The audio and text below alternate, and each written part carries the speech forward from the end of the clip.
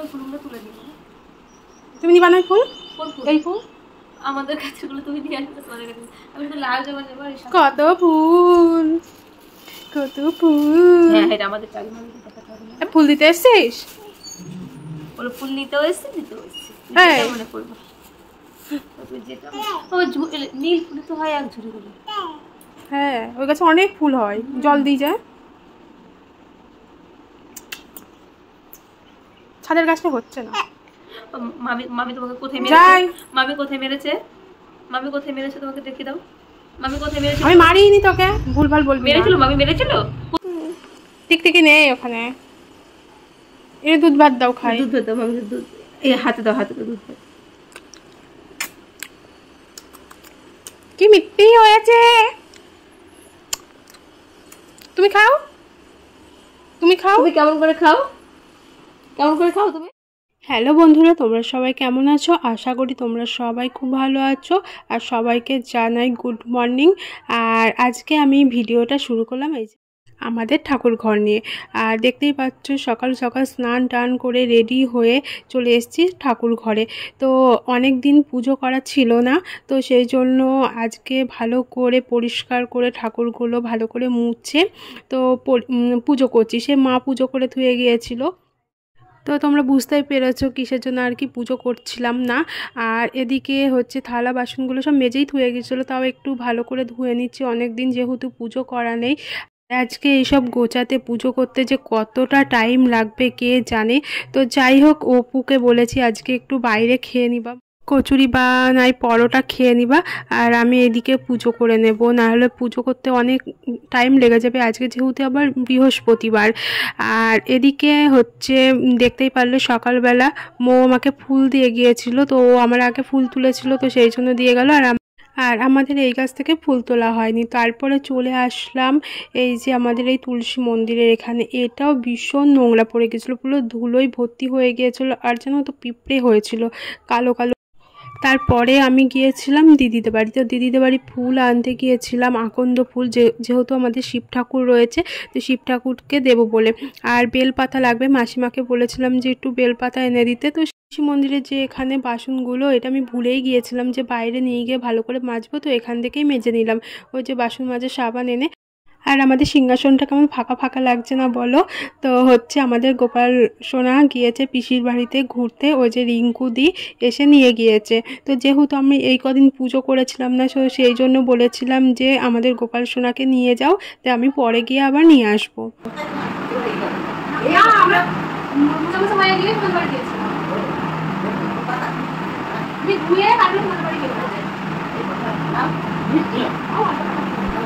আরে পাতা তো লাগবে ওখানে কেন ফুটে তো বাবু ওখানে ঢুকছি ঘন্টা হয়ে গেল তো কতদিন ফুটে দিয়া। আর ঘুম থেকে উঠে সকালে যখন ঝাড় দিচ্ছিলাম ভাবছিলাম কি করে এত কাজ করব, কতটা টাইম লাগবে, কখন ভাত রান্না করব, কখন কি হবে বুঝতেই পারছিলাম না, এত কাজ মানে বুঝতেই পারছো সব কিছু তোমরা কতটা টাইম লেগে গেল আমার। তো সেই 9টার সময় স্নান টান করে এই ঠাকুর ঘরে ঢুকেছে, আর দেখো কখন বেরোই। তো যাই হোক সব কিছু বেশ ভালোই হয়ে গিয়েছে। আর জানো তো আজকে রান্নাটাও অনেক তাড়াতাড়ি হয়ে গিয়েছে।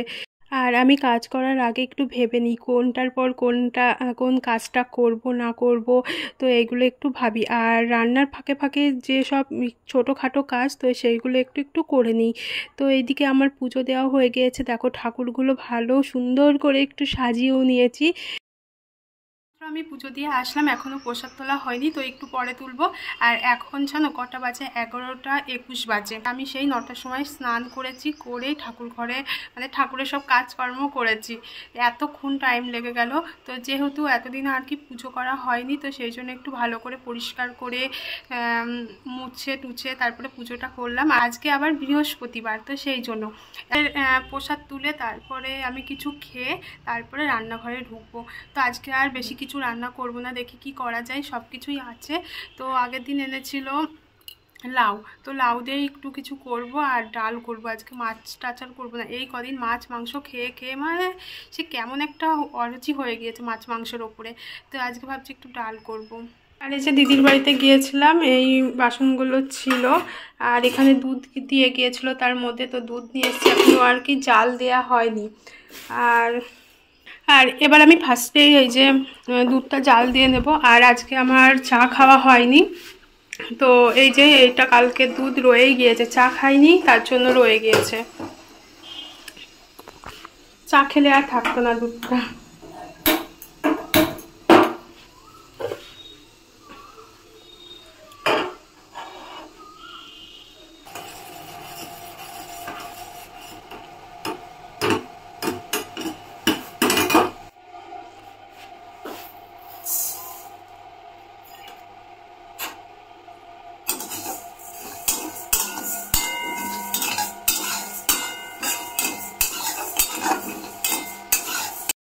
আর এই মাত্র খাওয়া দাওয়া করলাম, আর ওইদিকে ভাত ফুটছে আর ডালটাও দিয়ে দিয়েছি।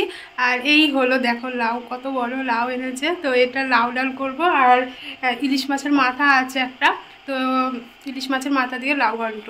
আর ভাবছি একটু ডাঁটা তরকারি করব, সজনে ডাঁটা।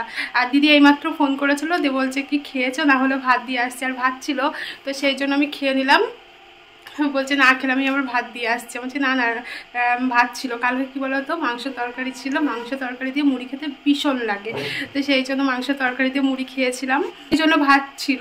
আর অপু রাত্রে ভাতই খেয়েছিল, অনেকটা ভাত ছিল, রুটি টুটি করেছিলাম না কালকে। তো এবার এই যে সবজিগুলো কেটে নিই আস্তে আস্তে। আর ওদিকে ডালটা ফুটে গেলেই হচ্ছে লাউ আবার লাগবে, লাউটাই আগে কাটবো। আর সকাল থেকে ভাবছিলাম এত কাজ কি করে যে করব কে জানে, আমি পারবো কি পারবো না এই রকম।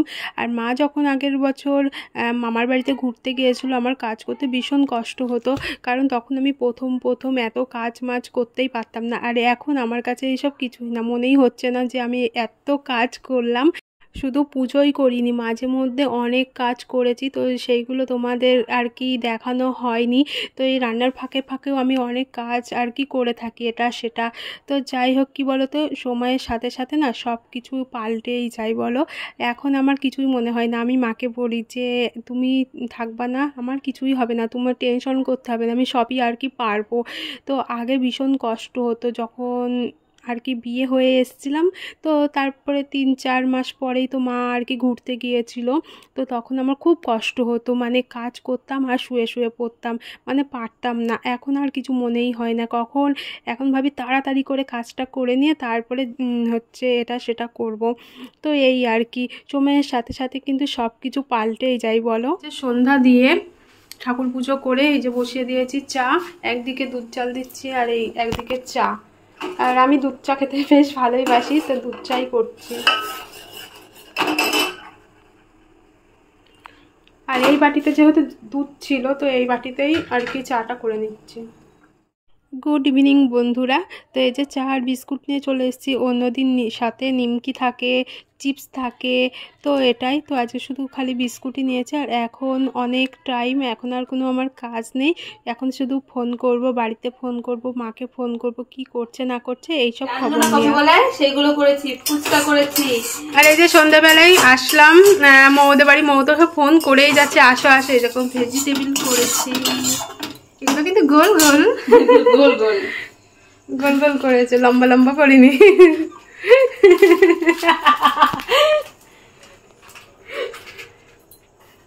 ও হয়েই গিয়েছে, আমি যখন আসলাম এই যে তখন ভাত ছিল, অনেকক্ষণ থেকেই ফোন করছে, আমারই আসা দেরি হয়ে গেছে। বেড গ্রামস হচ্ছে কিনে আনলে হেভি সুন্দর হতো জানো। আবার সন্ধ্যাবেলা বুদ্ধি বেরিয়েছে, কি বিস্কুটের গুলো দিয়েছে, টোস্ট বিস্কুট। হ্যাঁ আমি একজনকে দেখেছি টোস্ট বিস্কুট, হ্যাঁ টোস্ট বিস্কুটের গুঁড়ো দিয়ে আমরাও করতাম, কিন্তু পুড়ে যায়, বেড গ্রামস দিলে পড়ে না, একদম পড়ে না। না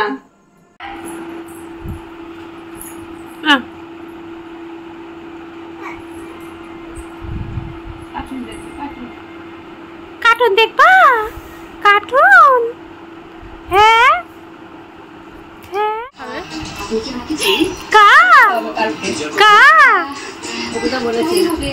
কালকে মই তো যায় না, ওকে দাও।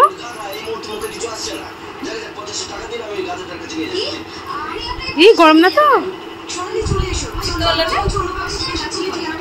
কি ভালো, কি ভালো খেতে। আমরা একটা করে খেয়েছি আর বৌদি কটা খেলো? 4টে।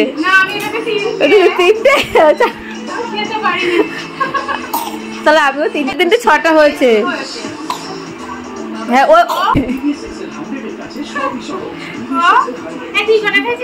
মা তুমি কটা খেয়েছো? কটা খেয়েছো তুমি? তুমি কটা খেতে দাও, টাকা দাও।